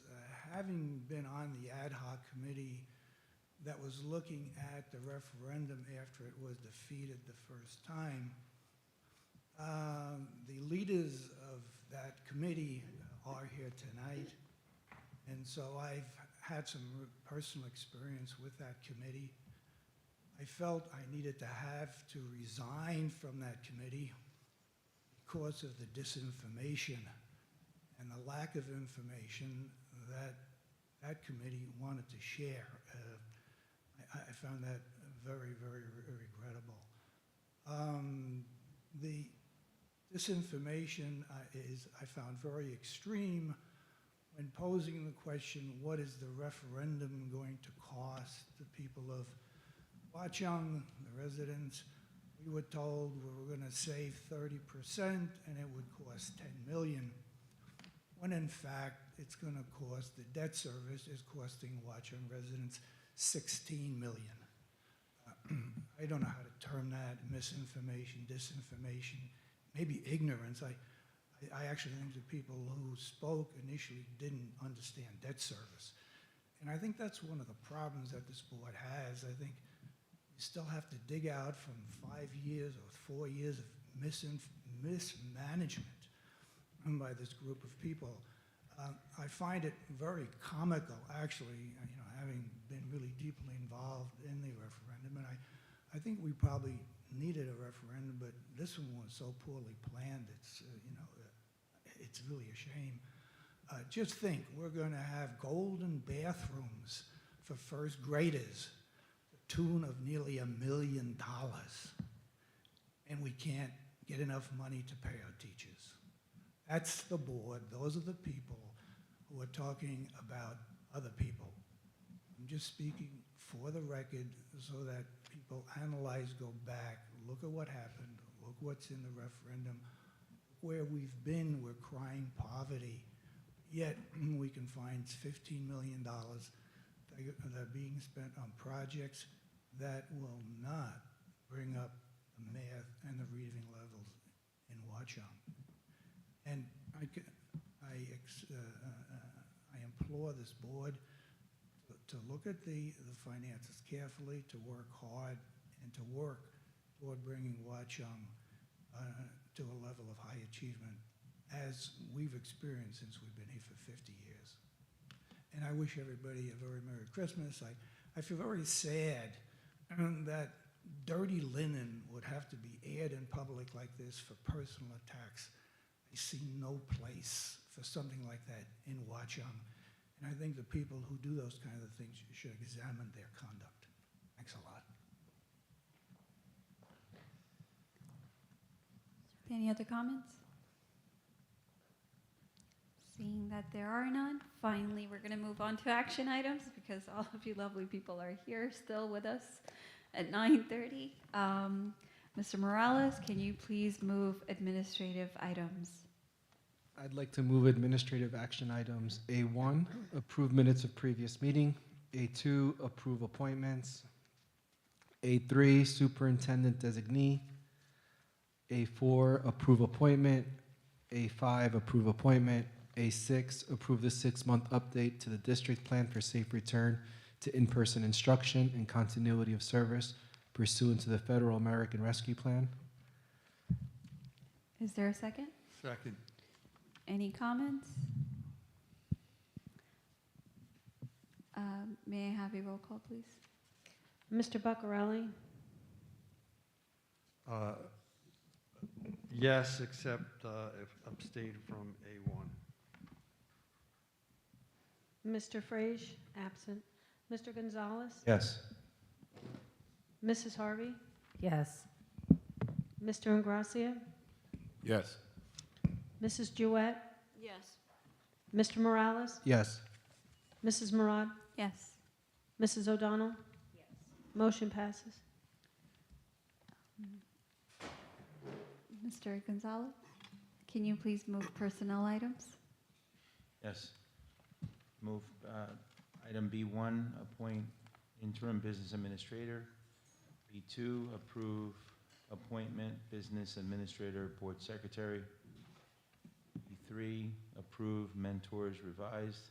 B4, approve Bayberry co-curricular position. B5, approve substitutes. B6, approve student-teacher participation in AmeriCorps program. 7, accept resignation. 8, approve leave of absence. 9, approve appointment librarian. Is there a second? Second. Any discussion? Yes. I'm just not sure if I'm looking at the November minutes, we have the item B5, which was to approve a mentor. It was a fee of $550 paid by the district, and the name of the new hire is there in the November minutes. But then when I see B3 here, it's revisiting the hiring of mentors, but this time it's $1,000, and it's 2 mentors under the same new hire name. So it's basically 4 times as much in mentor. It looks. I'm just trying to see if I'm reading it correctly, because then it's also the same position that we're accepting the resignation for that So same I employee. had So this if we could- question earlier, and I did respond to it, but I will do it also publicly. So, depending on your certificate, whether you have a certificate of eligibility or a certificate of eligibility with advanced standing, the mentor fee is different. For one, it's $550. For one, it's $1,000. Unfortunately, we found in our contract that everybody has just been treated the same with the same certificate. We cannot do that. It is legislation. The mentoring is legislation. So based on the certificate, the mentoring fee is $1,000. This person's assigned mentor was not able to fully do it independently. So while that person was not available, a separate mentor was assigned, because that's what needs to happen. Everybody has to have a mentor. So these people aren't both being paid. They'll be paid by timesheets, and I don't see it, it does say prorated at the top in the revision, if you see. It is to be paid by the district prorated due to the length of the assignment and the mentoring. So this is true for everybody, whether they resign or what have you. There's a mentoring log of hours that's kept. So if a person leaves the district before they receive their standard certificate, that hours they've already put in, the mentoring fees they've already paid, they get credit for.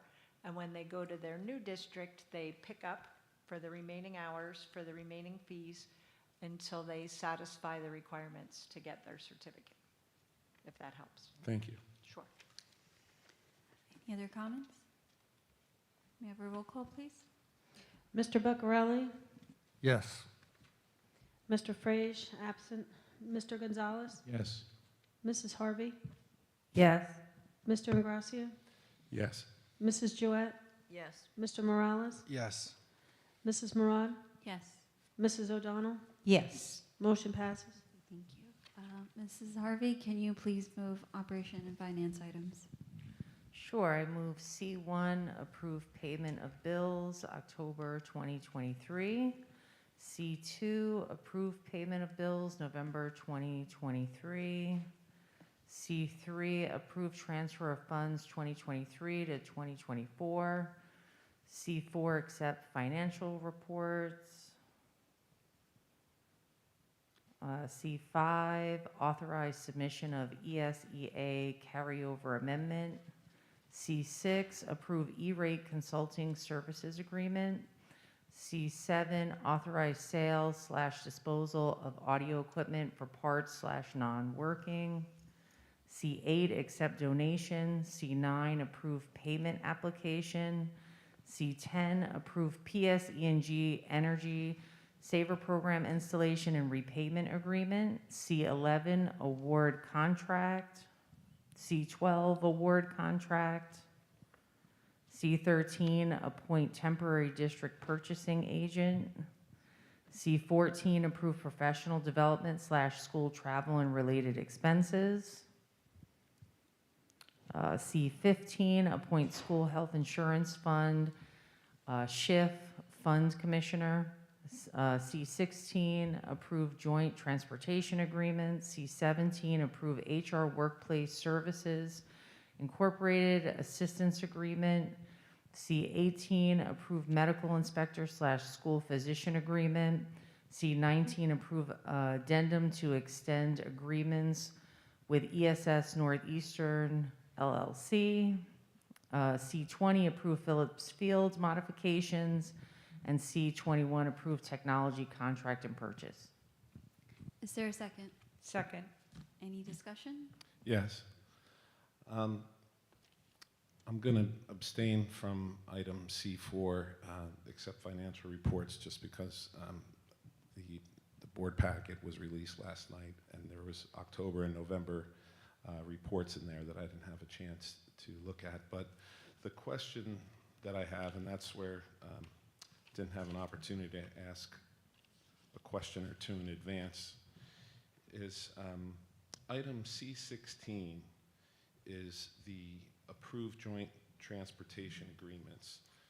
And there's a table on the following page that's still part of C16 that is the, shows the route. There's A, B, and C routes, and then the destination and the fee and the dates that it's effective. And so I'm just concerned that when then I look at attachment 12 in the board packet, it seems like the table in the agenda isn't matching the routes and dollar amounts that are on attachment 12.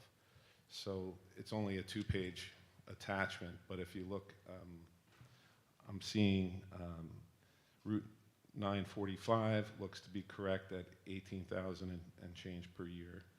And then, but it looks like 910, which is shown on the agenda as only $1,891, is actually on this agreement, the 76,125. And then when I look at the 945S, which is on the next page, it's the page above that, it's showing that as the $1,891, whereas on this it's showing 945S as 76,125. So that may just be something where the agenda table is not matching up to the 2 pages of the joint agreement. But it does, so when you're looking at the agenda table, it looks like we have one route that's to the same school, relatively the same dates, but one is 18,000 per year and the other is 76,000 per year, plus 129 per diem rate. So I would just say, if you look at attachment 12 in the board packet, which I didn't see even when it did come through last night until today, but the it just looks like there's a switch there, and it just also does kind of ask the question, is how do you have one fee of 18,000 per year and another of 76,000 per year? So maybe it's just as simple as correcting the routes, but it could be also that there is a question of just how does one route, because really then it's to the it's not even to an outside destination, it's to the Bayberry route. That's the 76,000. That's actually a lot more plus the per diem rate. So They're just mislabeled, looking at the numbers here. right, the agenda doesn't match up with what the attachment 12 is from the joint mutual. So I guess maybe that's just a correction that can be made after the fact, and maybe it's a discussion for another time.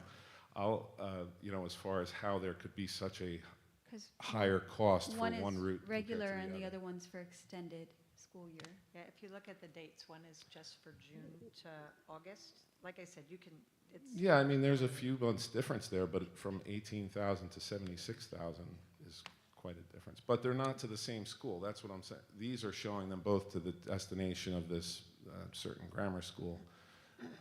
One of the 3 is to Bayberry, but it's actually switched. And I'm not positive, but I think the 18,000 for the Newmark is just for ESY.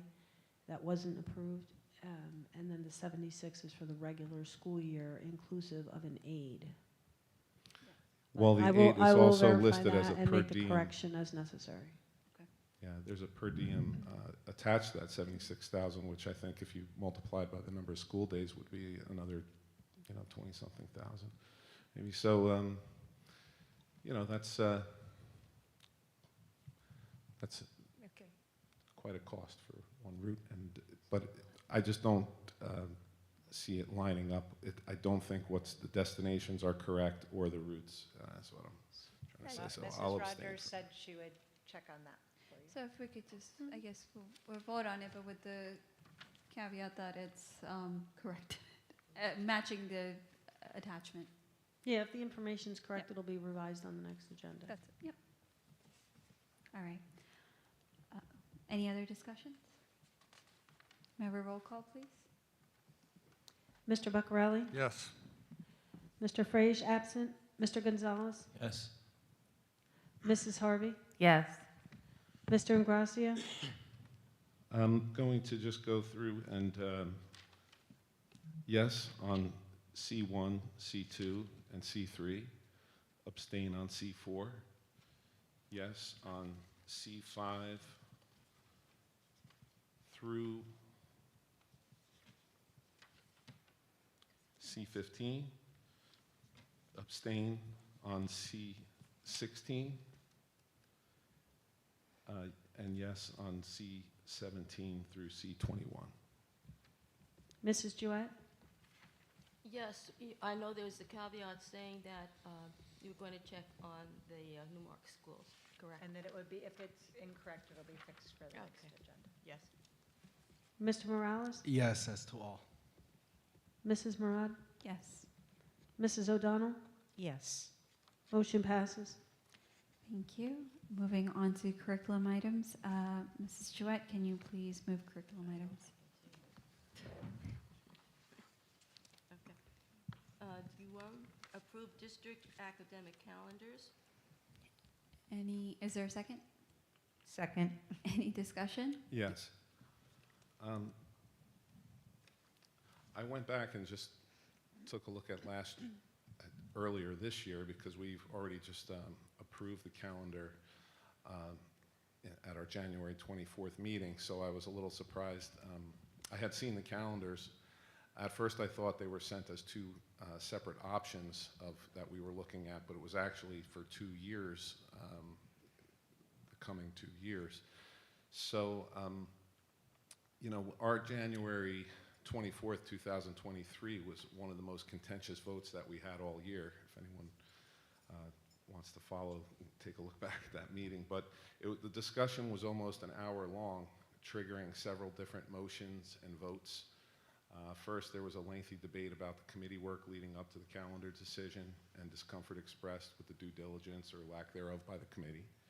There was a motion made to add 3 additional holidays to the calendar, thereby extending the school year for an additional week, the Lunar New Year, Greek Orthodox Good Friday, and Juneteenth. And there was reasons that were expressed given for diversity, equity, inclusion, aligning with the high school so that parents aren't inconvenienced having one child go to school and the other child stay at home for school. And there was also a discussion of a lack of due diligence and data-driven decision-making. So then we also had a motion made to table the calendar with only Eid and Diwali, send it back to the curriculum committee and recommend to the board their findings on adding those holidays with a more diligent approach to the data. Data-driven decision-making was a phrase used several times, and that vote received a good amount of support but ultimately failed. So at different times, I had voted for the calendar that ended up being approved. But there was a long discussion, almost an hour, and some people voted to just include the additional holidays, like Lunar New Year, things that, right on the spot, those 3 that I mentioned. So in the end, the calendar was approved, but it was really a last resort. Most board members agreed to be more diligent in future calendar approval, including the option to modify the recently approved calendar, which never happened. And certain board members made public statements to that effect, promising to be more diligent and inclusive going forward. So I think it's very unwise to propose a calendar with a lame duck board also, that failed to follow through on the due diligence of decision-making that was promised. And look, lame duck board is not, I'm not using that as a derogatory negative assessment. It's just that there's 3 board members that are voting today for the last time before their term ends and will not represent the district in the years the calendar covers. And that's why the calendar approval is typically done in the new year with the new board. And I see no reason to rush this. I know we didn't do it until January 24th earlier this year. And the question came up to the superintendent at the time if there was a deadline, and there was not a firm deadline, except he recommended at the time that it does happen in the first quarter of the year. So I just think that right now we should follow through on our promise. We saw a nice result with the transportation survey. Maybe that's part of it, but either way, it should be, whether it's a special committee or just the curriculum committee, just having the new board members on board. I think at this time it's premature and was a bit of a surprise, and for it to be 2 years that we're being asked to approve all at once, which was unusual for us also. So that's my reason for abstaining on this vote. Thank you. I just want to make sure that you're aware. It was not on our radar to do it now, but the Watchung Regional High School District, who we are committed to aligning with, has already developed both years of calendar. I was not planning to do that either, but they have already developed the 24-25 calendar, the 25-26 calendar. They have board approved it and distributed it to the community. So for us, as the district, as administrators, we immediately, upon receiving that, started developing a calendar. We worked with the Teachers Association, the principals. We sent it out to all of us. The faculties were able to look at it at their faculty meetings. And I will tell you that the questions that were raised were not what you raised. I wasn't here, so I'm at a disadvantage for that. But I will say that I was told that there was a survey done in 21-22. I took some time to track it down, but I found it. And the response to that calendar discussion in 2022 in the survey was there wasn't a way to add all of those days that you mentioned into a calendar. There's not, or we would be here until 4th of July, which is not realistic. So 2 years ago, in response to that, they developed what's called the homework-free or assessment-free nights. So on those days, like Lunar New Year that we can't take off, or Orthodox Easter that we can't add to the calendar, those are on those homework-free, assessment-free days. We did not make any changes to the existing holidays, Rosh Hashanah, Yom Kippur, Eid, Diwali, as other districts, not to Halloween, not to any of that. We left everything intact. And we followed the high school calendar. I was not going to start before Labor Day. I wanted to use those 2 days for bus runs, to give students opportunities at the lower grades to practice buckling and unbuckling. There wasn't a way for us to coordinate to do that, so we are starting the same days that they are. We have the same number of days for students with the snow days built in as the high school in this calendar year. Again, I didn't veer from that. They also came up with a second year, so we felt obligated to do the same, because whether we came up with it this year or not, that's probably where we're going to end up based on the high school schedule, our shared services around busing, and that very clear request that the students at the high school and elementary school have a similar, spring break, winter break, similar days off. And we have added holidays that the high school doesn't have. That is correct. And they did a pretty extensive committee that. Yes, I and don't survey, understand so- where you're getting at. I'm saying Are that- you No, trying to I just take? wanted Anthony to be aware that we did have these conversations. Yeah. And yes, I'm aware Well, that we the had high no- school No. surveyed, Amber, at the high school, the survey to add the days would have required, if you looked at the survey, that the staff come in a week earlier in August. The staff did not want to do that. I don't blame them for not wanting to do that.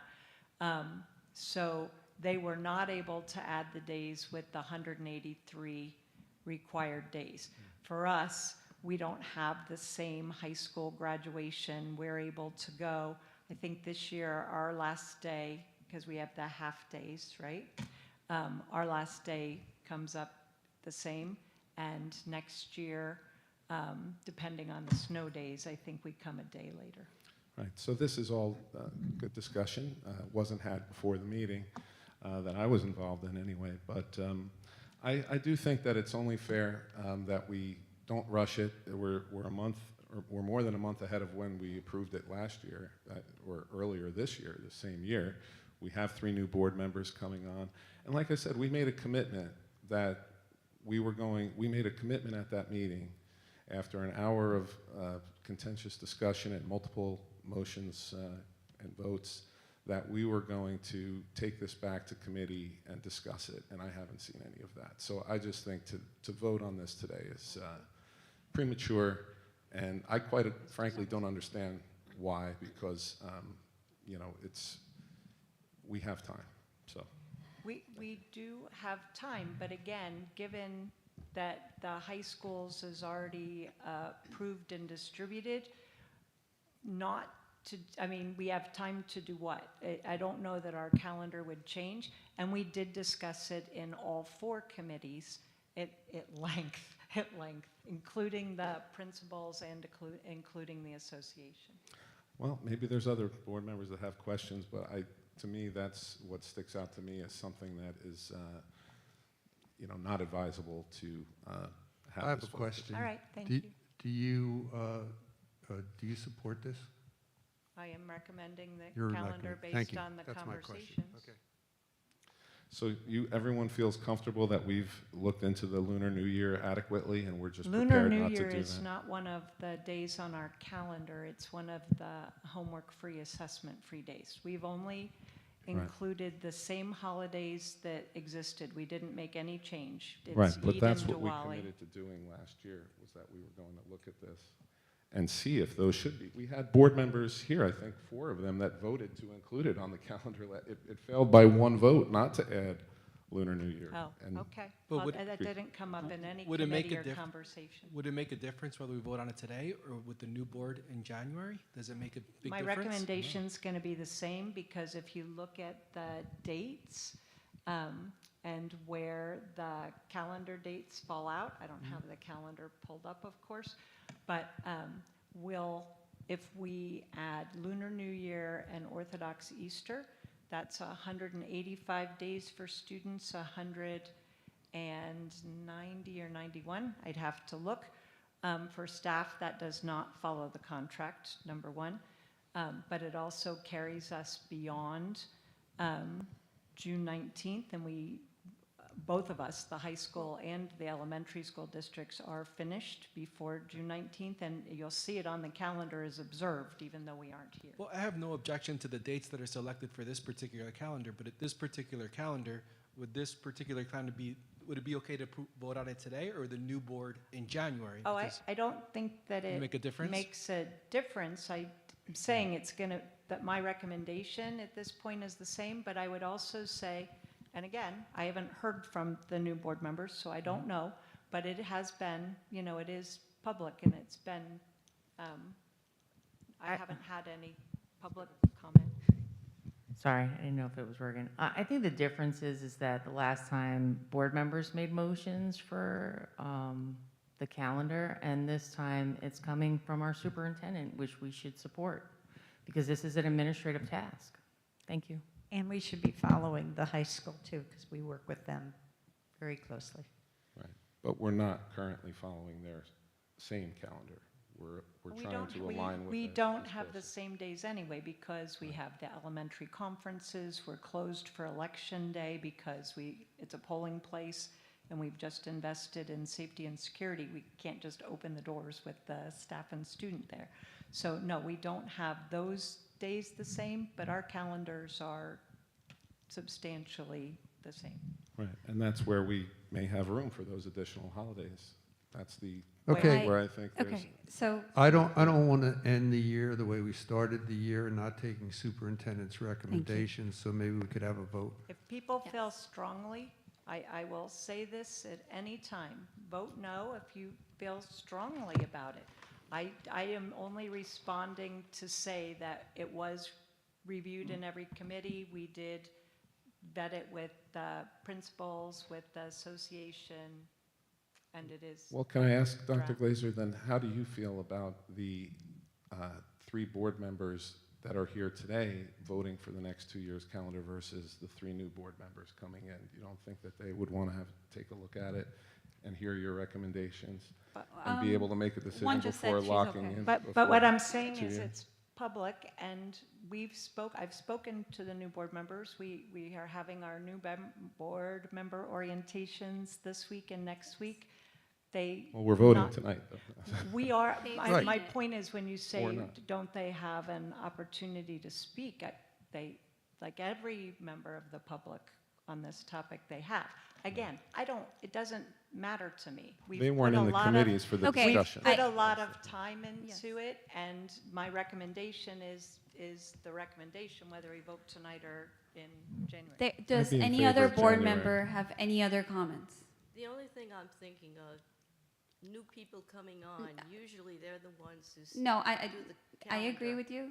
And is there any other comments that are related to this calendar, not discussing what's going on in January? Well, I'm today? sorry, Amber, but this is under the I actually have something curriculum to committee, say, and we and just had the Mr. curriculum Ingrassi chair has spoken a speaking. lot on Please, this wait. subject. I just want to say that I don't want to negate board members' votes who are sworn in, who have served their time here. I appreciate their vote. I think they should have the opportunity to vote, and I'm listening to the superintendent saying that this isn't going to change. So I don't see why there isn't any reason why we should do a roll call. And if we keep circling around the same conversation, that's not a use of any of our time wisely. So if Madam President, if there's no other new comments, I would request, I'm sure with a majority of board members, to just go to a roll call. I concur. Can I please have a roll call? Mr. Buccarelli? Yes. Mr. Frage, absent. Mr. Gonzalez? Yes. Mrs. Harvey? Yes. Mr. Ingracia? Abstain? Mrs. Jewett? I'm going to abstain. Mr. Morales? Yes. Mrs. Murad? Yes. Mrs. O'Donnell? Yes. Motion passes. Thank you. Is there any board business? Seeing that there are none, any comments from the public? Seeing that there are none, can I have a motion to adjourn? So moved. Is there a Second. second? Thank you. A motion has been made and seconded to adjourn the meeting. All in favor, say aye. Aye. Any opposed? This meeting has been adjourned. See you in the new year. Well, it's off. He already turned us off. Happy New Year. Happy New Year.